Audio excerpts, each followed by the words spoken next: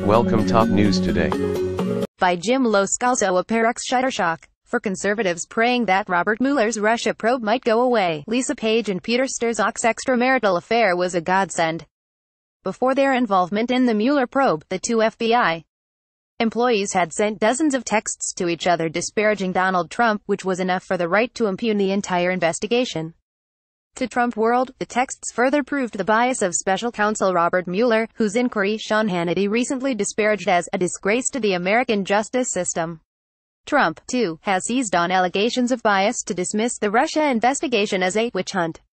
On Friday, when asked whether he would pardon his one-time aide Michael Flynn, the president told reporters, "I can say this: when you look at what's gone on with the FBI and with the Justice Department, people are very, very angry, but as the FBI has become a political cudgel, much to the chagrin of FBI agents themselves, Democrats, who once accused the agency of anti-Clinton bias, are now questioning the context around the text's release."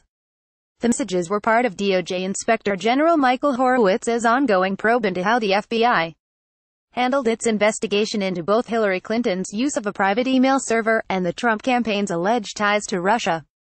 Originally released to key members of the House Judiciary Committee prior to Deputy Attorney General Rod Rosenstein's hearing, the texts were also shared with select members of the media, a move the New York Times called highly unusual. The DOJ's choice to publicize the texts was already a subject of scrutiny, but on Thursday, Department spokeswoman Sarah Flores acknowledged that some reporters had seen the texts before the DOJ formally invited them to review the documents. "As we understand now, some members of the media had already received copies of the texts," she said. "But those disclosures were not authorized by the department." Gerald Nadler, the ranking Democrat on the House Judiciary Committee, and two other Democrats, have asked for a full review of the decision to leak the texts to the press. "Who at the Department of Justice approved your decision to invite the press to view these text messages?" they wrote Flores in a letter Thursday, demanding a full accounting of the review process. "Did you consult with any official at the Office of the Inspector General about sharing these text messages with the press prior to the department's doing so?" Who attended this media briefing, Rosenstein defended the DOJ's decision during his Wednesday hearing.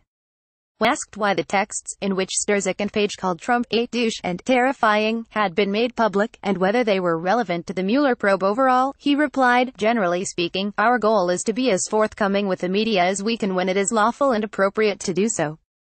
So I would not approve anybody disclosing something that was not appropriate to disclose."